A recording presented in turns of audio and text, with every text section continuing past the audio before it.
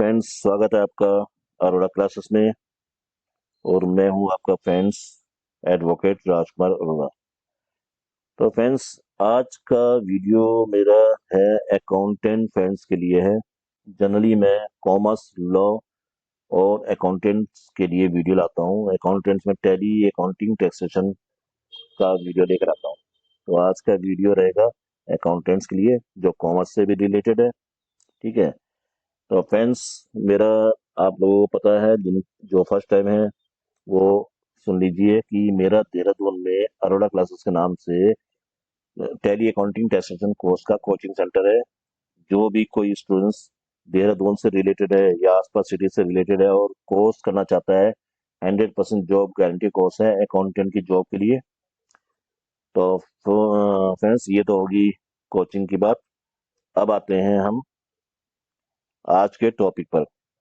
जिस फ्रेंड्स ने, जो भी अकाउंटेंट फ्रेंड्स है, जिसने भी मेरे वीडियो सब्सक्राइब नहीं करा, चैनल सब्सक्राइब नहीं किया है, तो चैनल को सब्सक्राइब कर लीजिए, क्योंकि इसमें आपको मिलने वाले आने टाइम पे अकाउंटेंट के लिए जितने भी टॉपिक होते हैं, Tally, accounting, income tax, GST, TDS, ईपीवीएसआई, कस्टम वगैरह, सब चीज़ों का वीडियो मिलेगा आपको। धीरे धीरे करते करते मैं कस्टम्स वगैरह पे भी वीडियो बना रहा हूँ और प्रैक्टिकल नॉलेज होती है।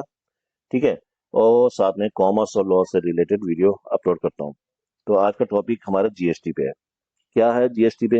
हम इनपुट टैक्स क्रेडिट कैसे लेंगे जीएसटी पे, और साथ में ही जीएसटी की एंटी टैली प्राइम में कैसी करी है हमने, जो हमने एक सॉल्यूशन निकाला है जीएसटी क्रेडिट का, उसके बेस पर है। तो फ्रेंड्स, शुरू करते हैं। तो जिसने सब्सक्राइब नहीं करा है, सब्सक्राइब कर लीजिए और हम नेक्स्ट टॉपिक पे आते हैं। एक छोटा सा क्वेश्चन ले लेते हैं हम।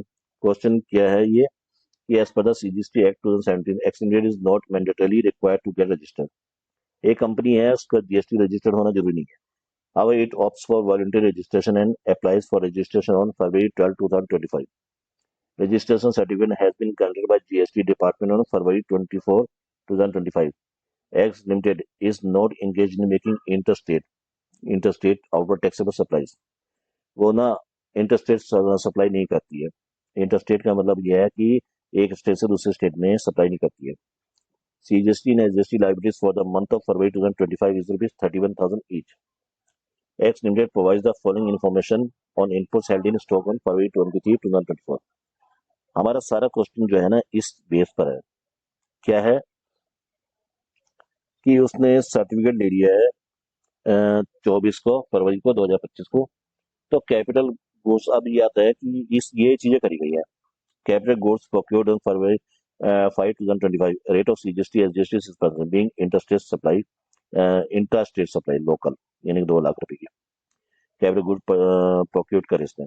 Input contain in finish goods stock were produced on February 13, 2024, rate of IGST 18% being interstate supply. ठीक है। ये इंटरस्टेट सप्लाई है, यानी कि एक स्टेट से दूसरे स्टेट में। डेट का ध्यान रखते रहना। Value of inputs received on October 10, 2024 contain in semi-finished goods held in stock, rate of CGST and SGST 6% each, being interstate supply, ये लोकल सप्लाई, 2,50,000 रुपए की सेमी फिनिश्ड गुड्स की। Input procured on February 1, 2025, lying in stock of semi-finished goods, rate of CGST and SGST 6% each, being intrastate supply, 1,50,000 रुपए की local है। Input procured on February 8, 2025, lying in stock of finished goods, rate of IGST 18%, being interstate supply, ये local नहीं है, ये एक state से दूसरे स्टेट में 60,000 रुपए की। ठीक है। अब हमने क्या करना है, determine the eligible input tax credit available in amount of net minimum GST to be paid in cash by for the month of February 2025।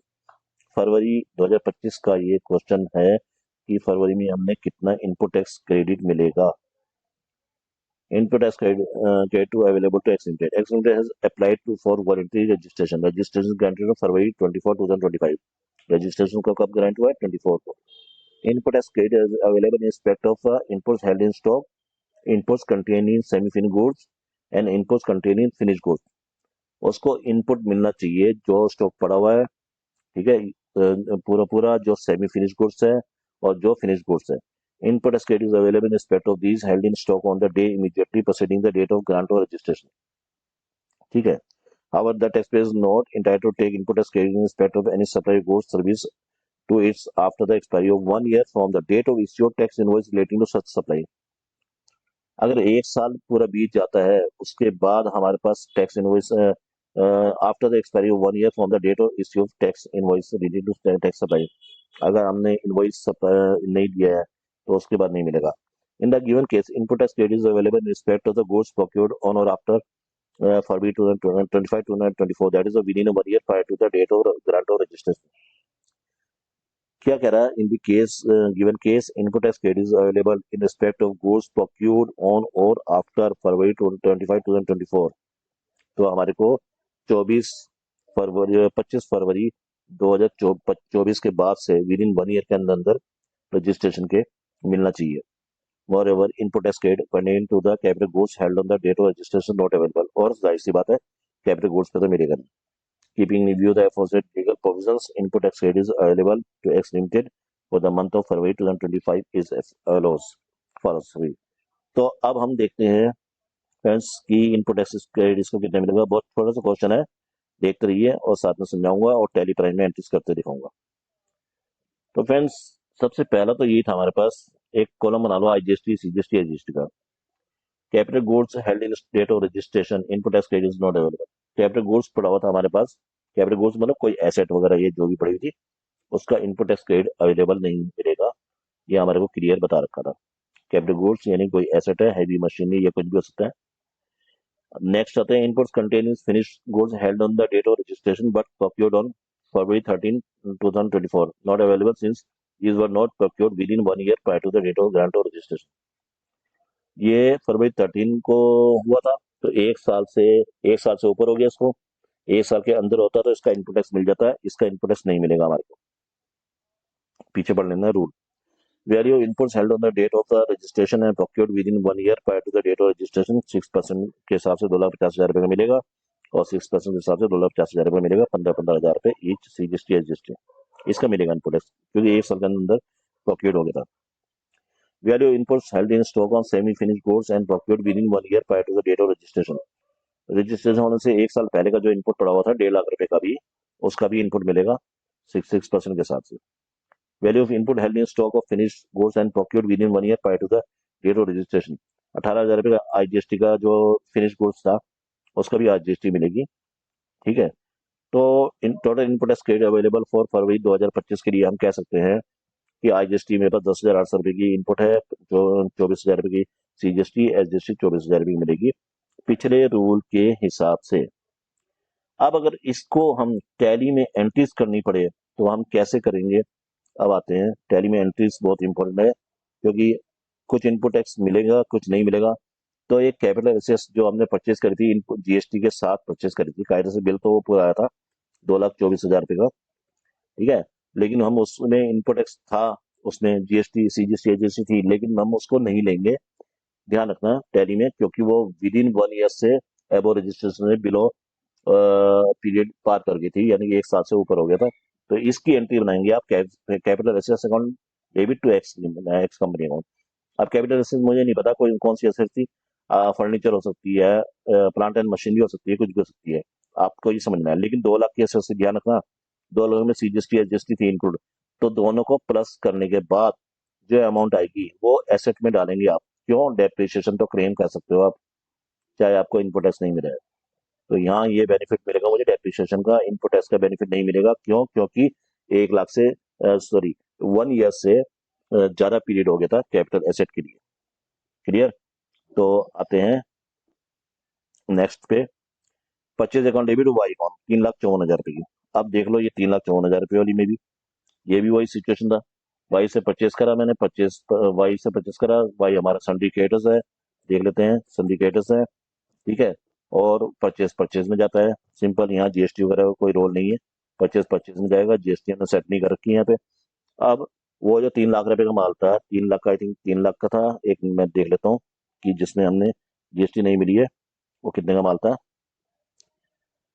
वो माल था हमारा, एक मिनट में बताता हूँ आपको, 2,50,000 रुपए का, सॉरी 3 लाख रुपए का, ये है इनपुट कंटेनिंग फिनिश गुड्स। ठीक है, ये हमारे को हुआ था फरवरी 13, 2024 को, और हमारा रजिस्ट्रेशन हुआ 24 फरवरी 2025 को 1 साल से एब हो गया था, तो 3 लाख रुपए प्लस उस पर जो भी जीएसटी वगैरह इंक्लूड हुई थी उसको हमने ले लिया परचेज की अमाउंट के अंदर। ठीक है, आपने इंक्लूडिंग जीएसटी लेना है परचेज में। ठीक है, यहाँ कंफ्यूज नहीं होना जरा भी। अब हम आते हैं नेक्स्ट एंट्री पे। नेक्स्ट एंट्री है हमारी कि जिसमें इनपुट मिलेगा आप उसकी एंट्रीज इस तरीके से बनाएंगे। परचेज जीएसटी 12% 12%, इनपुट सीजीएसटी 6% है टू जेड लिमिटेड, या आपकी हिसाब से कोई भी कंपनी हो सकती है। तो हम इसको परचेज में डालेंगे। जेड लिमिटेड हमारा सिंडिकेटर्स है। परचेज जीएसटी इसको सेटिंग करना है, मैंने बहुत वीडियो में बता रखा है। आप नीचे आएंगे, यहाँ स्पेसिफाइड डिटेल्स में आएंगे, टैक्सेबल में आएंगे, जितना भी परसेंट है, गुड्स है या कैपिटल गुड्स है या सर्विस है, आप फीड करेंगे। ठीक है, इनपुट सीजीएसटी एसजीएसटी क्या है हमारा, हमारा ड्यूटीज एंड टैक्सेस है। सीजीएसटी एसजीएसटी में जीएसटी में जाएंगे, सीजीएसटी में जाएंगे, और 6% है तो 6% पुट कर देंगे। ऐसे ही एसजीएसटी पुट कर देंगे और ये हमारी एंट्री बन जाएगी इसकी, जिसमें हमने इनपुट क्रेडिट मिलेगा। ऐसे नेक्स्ट एंट्री में भी हमारा 12% का इनपुट टैक्स क्रेडिट मिलेगा, इसने बता रखा था 1,50,000 रुपये की। ठीक है, तो इस पे भी सेम वही प्रोसेस है। Purchase GST 12%, input CGST 6%, input SGST 6% to A limited या ए कंपनी अकाउंट जोड़िए। इन दोनों पे मिलेगा इनपुट तो आपने इनपुट वाली एंट्री करनी है, जिसमें नहीं मिलेगा इनपुट तो आपने इनपुट वाली एंट्री नहीं करनी है, और जो भी इनपुट है आपने उसमें इंक्लूड कर देना है। अब आखिरी एंट्री आती है purchase IGST 18%, input IGST 18% account debit to B limited. अब हमने परचेज में डालनी है आईजीएसटी 60%। आईजीएसटी को सेट ऐसे कर देना है कि ऑटोमेटिकली अपने आप उठाए, टैली प्राइम में अपने आप उठाना चाहिए आईजीएसटी 18%। ठीक है, और आप परचेज में लिख लीजिए, वही सब फंड है। स्पेसिफाइड डिटेल्स में जाइए, टैक्सेबल चाहिए 18 तो 18, गुड्स है तो गुड्स, सर्विस है सर्विस, कैपिटल गुड्स है तो कैपिटल गुड्स। ठीक है, कैपिटल गुड्स का मतलब कोई प्लांट मशीनरी एसेट वगैरह फर्नीचर वगैरह एसी वगैरह हो तो फ्रेंड्स ये हो गया हमारे इनपुट टेस्ट का हिसाब किताब। अब हम आते हैं, आपको दिखा दूं मैं कि अब हम आते हैं बैलेंस शीट में। बैलेंस शीट में आओ आप, और आप आ जाओ करंट लाइबिलिटीज में। ठीक है, ड्यूटीज एंड टैक्सेस में। अब मैं आपको दिखाऊं कि क्या हमारा ये सब कुछ मैच हो रहा है जो हमारे इनपुट टैक्स क्रेडिट मिला है। आप ये देखिए, हमारा आईजीएसटी 10,800 है। आईजीएसटी मेरे पास 10,800 है टैली में। ठीक है, और 24,000 रुपये 24,000 रुपये सीजीएसटी और एसजीएसटी है। आपको ना कभी भी हम जीएसटी का काम करते हैं, 1 महीने बाद जैसे जीएसटी आती है 11 तारीख से पहले पहले जीएसटी 1 और 3B, तो हमारे को ना जो कुछ काम मैनुअली भी करने पड़ते हैं, और कुछ काम मैनुअली का मतलब एक्सेल में लेकर, और कुछ काम हमें टैली से, और पूरा रिकंसाइल करते हुए चलना है। ऐसा नहीं कि मैनुअली, हो सकता है मैनुअली गलती हो सकता है टैली में गलती हो। ठीक है, तो फ्रेंड्स पूरा रिकंसाइल करते हुए चलना है। ठीक है, तो आज के लिए वीडियो इतना ही, और जो भी जिसने भी चैनल को सब्सक्राइब नहीं किया है वो चैनल को सब्सक्राइब कर सकता है। और अकाउंटेंट फ्रेंड्स के लिए मैं इसी तरीके से वीडियो लाता रहता हूँ। और अगर आप देहरादून से रिलेटेड हैं, कोर्स ज्वाइन करना चाहते हैं, 100% जॉब गारंटी कोर्स है अकाउंटेंट की जॉब के लिए, तो ज्वाइन कर सकते हैं। बिल्कुल प्रैक्टिकल वर्किंग है। ठीक है फ्रेंड्स, तो मिलते हैं नेक्स्ट वीडियो में, और तब तक के लिए बाय बाय।